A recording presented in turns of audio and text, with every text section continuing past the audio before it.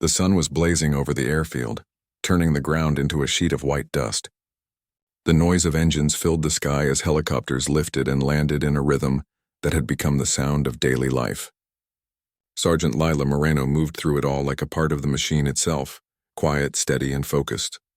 Her uniform was stained with oil and sand, her sleeves rolled up just enough to stay cool. Every motion she made had purpose. She didn't waste time talking, laughing, or even looking around much. She worked in the ammunition bay beside the line of Apache helicopters. These flying giants looked powerful even when parked, metal beasts waiting to come alive. Lila's job was to load them with the heavy rounds that powered their main gun. It wasn't a glamorous job. It was hard, sweaty, repetitive work, but she liked it that way. It kept her hands busy and her mind quiet. Most of the others in her unit thought she was a mystery. She didn't talk about home, didn't have photos stuck to her locker, and never joined the group at the mess hall unless she had to. If someone asked her about her past, she'd just smile politely and change the subject. Some said she had family back in Texas. Others whispered she'd been through something bad and wanted to forget it. No one really knew. Captain Drew Halverson was different. He noticed things. He wasn't the kind of officer who barked orders from a distance. He liked to know the people working on his aircraft. He said it made him trust the machine more when he trusted the crew who touched it. He had seen Lila around for months, quiet, efficient, almost invisible. The kind of person who kept everything running while others took credit. One afternoon, the heat was almost unbearable. The air shimmered above the runway like waves. Lila was kneeling beside one of the Apaches, struggling with a jammed feed tray. Her hands were slick with grease and dust, and she pushed a strand of hair out of her face with her forearm. Drew was walking toward the aircraft to do his pre-flight inspection. He nodded to the others, checking panels, cables, and the weapon mounts. When he came around the side, he saw Lila adjusting the belt of ammunition. Then, for just a second, her sleeve slid up past her elbow. Drew's eyes caught something black against her skin, a small tattoo near her wrist. It wasn't large or colorful, just a neat circular design with sharp lines that looked too precise to be random. He froze. He knew that symbol. He'd seen it once before, years ago, during a security briefing he was never supposed to talk about. It belonged to a classified program, one that operated deep in intelligence circles. People who carried that mark were part of something so restricted that even senior officers like him had only heard whispers. Lila noticed him staring. For a heartbeat, everything seemed to stop. The sound of engines, the chatter on radios, the clatter of metal tools. She quickly rolled her sleeve back down, pretending not to notice. But the look on Drew's face said he wasn't going to forget. He tried to act normal, continuing his inspection, but his mind was spinning. What was an ammunition tech doing with that tattoo? That mark wasn't just a decoration. It was permission into a world of secrets, missions and files that never made it into reports. When the shift ended, Lila stayed behind as usual, cleaning her tools and making notes in the logbook. She always worked a little longer, as if she didn't want to go back to her quarters. Drew stood near the hangar door, watching her for a moment before finally walking away. He told himself he was overreacting. Tattoos didn't always mean what people thought. Maybe she just liked the design. But deep down, he knew better. That symbol was unique. It wasn't the kind of thing someone could find in a tattoo shop. The next morning, Drew couldn't get it out of his head. He pulled up her personnel file. At first, it looked normal. Standard background, training, commendations. But then he noticed something strange. Parts of her record were blacked out. Not just missing, but classified. Even his clearance couldn't open those sections. That never happened for regular ground crew. Meanwhile, Lila went about her day like nothing had changed. She loaded ammo, checked inventory, and signed off on deliveries. But she could feel the shift. People had started to glance her way more often. Maybe they had seen Drew looking at her yesterday. Maybe they could feel that something had been set in motion. At lunch, one of her co-workers, Corporal Mendez, sat beside her. "Captain Halverson was asking about you," he said lightly, picking at his food. Lila didn't look up. "Was he?" "Yeah," Mendez continued. "Said you're the best tech he's seen in months. Guess that's a compliment." She smiled faintly, but her heart had begun to race. She knew what that really meant. The captain was curious now, and curiosity was dangerous. That night she lay on her bunk staring at the metal ceiling. In the quiet hum of the barracks, her mind drifted back to a time she had tried to forget. The years before she became just another name on an ammo crew. The tattoo had been part of that life, something she had been ordered never to reveal. She had thought the desert sun would fade it, that the dust and time would blur it into nothing, but one careless moment had undone all that hiding. 2 days later, Drew finally approached her. The moment came between flight rotations when the hangar was almost empty. "Sergeant Moreno," he said evenly. "Mind if I ask you something?" She wiped her hands on a rag. "Of course, sir," he hesitated. "That tattoo on your wrist, and it looked familiar, military." Her eyes met his, calm but guarded. "Just a symbol from an old assignment, sir." "What kind of assignment?" He pressed gently. She smiled, but there was no warmth in it. "The kind I'm not supposed to talk about." It wasn't a threat, just a statement, but the way she said it made him feel the weight behind those words. She wasn't being arrogant or mysterious. She was protecting something. After that, Drew couldn't shake the feeling that there was a story behind her silence, one that could change how he saw everything. He noticed the way she scanned the area whenever a new transport came in, how she seemed to recognize insignias before others did. She had the alertness of someone trained for more than mechanics. The next week, a visiting intelligence officer arrived at the base. Lila saw the man before anyone else did. He wore civilian clothes but had that unmistakable confidence of someone used to walking through restricted zones. Their eyes met briefly across the hangar, and a flicker of recognition passed between them. That night, Drew found himself replaying the scene again and again. Why would someone like that come to a maintenance unit? Meanwhile, Lila knew the visit meant her time there was almost over. The past had finally caught up with her. She had hoped the tattoo would stay hidden, a mark from another life that no longer belonged to her. But once it was seen by the wrong eyes, it couldn't be unseen. The following morning, she arrived early as usual. The airfield was quiet, the sky soft with the first light of dawn.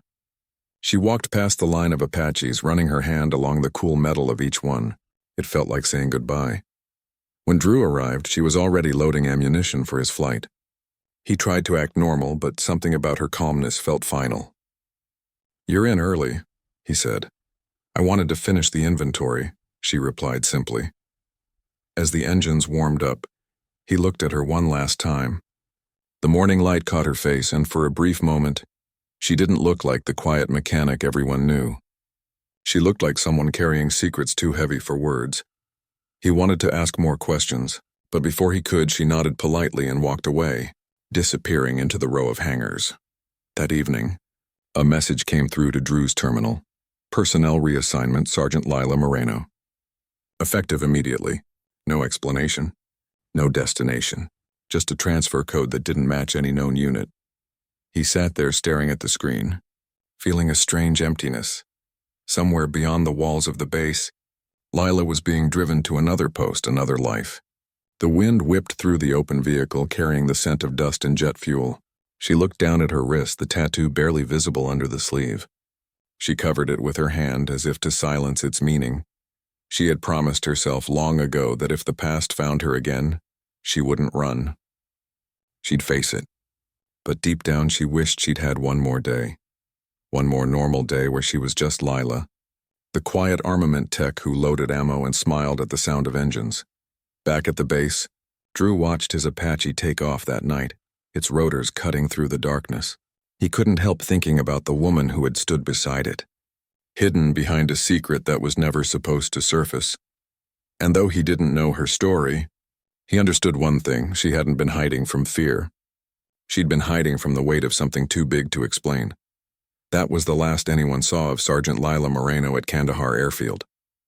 The next morning, her bunk was empty. Her tools were cleaned and neatly arranged, like she had planned her exit with the same precision she showed in everything else. But sometimes, when the wind carried the scent of fuel and sand, Drew could still hear her voice in the back of his mind, calm, steady, and unshaken, the voice of someone who had lived 2 lives and chosen silence over fame. And from that day on, whenever he saw someone working quietly behind the scenes, he wondered what stories might be hidden beneath their sleeves. The wind swept across the desert base that night, carrying fine grains of sand that glowed under the runway lights. Captain Drew Halverson stood by the hangar, watching the sky fade from deep orange to indigo. The airfield was quieter now, almost peaceful, But in his mind, questions were spinning like rotor blades. It had been 3 days since Sergeant Lila Moreno's sudden reassignment. Her disappearance had left a hollow space in the routine of the base. The others had already moved on. New crews, new schedules, new arrivals. But Drew couldn't shake the feeling that her story wasn't finished. Something about the way she had left, silent, graceful, almost invisible, didn't feel like an ordinary transfer. He had tried to find out more, but every inquiry was met with the same response: access denied. Even his senior clearance couldn't open her updated record. Her file had been sealed under Special Operations Authorization. That phrase alone told him enough. She wasn't gone by choice. She'd been moved. Late one evening, he found himself sitting alone in the ready room, the soft hum of computers filling the silence. He remembered the last thing she'd said to him: "That symbol doesn't mean what you think it means, but it cost more lives than I care to remember." Those words echoed in his mind, not because of what she said, but how she said it, with a calmness that came only from someone who had seen things no report could capture. Outside, the desert wind picked up again, rattling the loose panels on the hangar doors. Drew stood and walked out onto the airstrip. The night was clear, stars sharp and endless above. Somewhere out there, he thought, she was still working. Maybe under another name, maybe in another country. He didn't know why that thought comforted him, but it did. Weeks passed. Missions continued. Life on base returned to its usual rhythm of noise, orders, and briefings. But every so often, small reminders of Lila would surface. A perfectly organized tool drawer, a line in the maintenance logs written in her neat handwriting, or a spare tag left hanging in the ammo shed. It was as if parts of her still lingered, woven into the fabric of the base. One afternoon, a new sergeant took over her role. He was loud, confident, and fast, but messy. Drew missed the quiet precision Lila brought to every task. When he mentioned it to the supply chief, the man chuckled. "You're talking about Moreno?" "Yeah, strange one. Heard she was Special Forces or something before this. They come and go." You learn not to ask, but Drew did ask, quietly, carefully, through old contacts. Eventually, a retired intelligence officer he trusted sent him a single encrypted message. "Stop looking. She's under protection. Classified Directive 9. He deleted the message, but it only deepened the mystery. Under protection could mean many things. It could mean she was a key witness. It could mean she knew something too important to be left unguarded. Or it could mean she was part of something ongoing. Far away from Kandahar, in a small base near the mountains, Lila Moreno walked through a narrow hallway lit by cold, fluorescent lights. The air smelled of fuel and coffee. She wore no name patch now, just a blank uniform marked only by rank. A familiar voice spoke from the end of the hall. "You've been quiet, Moreno." It was Colonel Harris, the officer who had recruited her years earlier. His expression was half stern, half proud. "You did well at Kandahar," he said. "You stayed invisible. That was the assignment, wasn't it?" "Yes, sir," she replied softly. He nodded. "But the tattoo was seen." "I know," she said. Harris leaned forward, resting his hands on the table between them. "You understand why that symbol matters. It represents a project that officially never existed. When people see it, they start asking questions. Questions we can't answer." Lila kept her eyes down. "I didn't mean for anyone to see it. I thought I was done with that part of my life." "No one's ever really done," he said quietly. "But you did your part.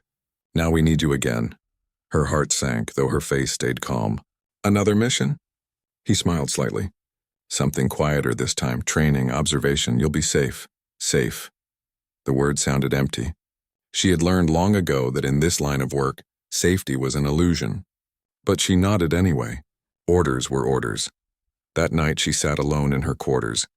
A small lamp cast a soft light over her desk. On it lay a plain envelope, her new assignment. Inside were coordinates, times, and one small card with an insignia she hadn't seen in years. She traced the edge of the card with her finger, remembering faces and moments buried deep in her memory, people who had trusted her, people she couldn't save. The tattoo on her wrist felt heavier than ever. Meanwhile, back in Kandahar, Drew's unit was preparing for rotation. He was scheduled to transfer to a new command.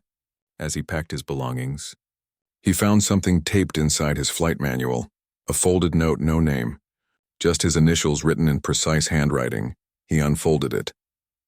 Thank you for noticing what others didn't. Some things are better left unseen. L. There was no date, no explanation. But he knew it was her. Somehow the note had found its way to him. Maybe through one of her old contacts, maybe slipped in before she left. It didn't matter how.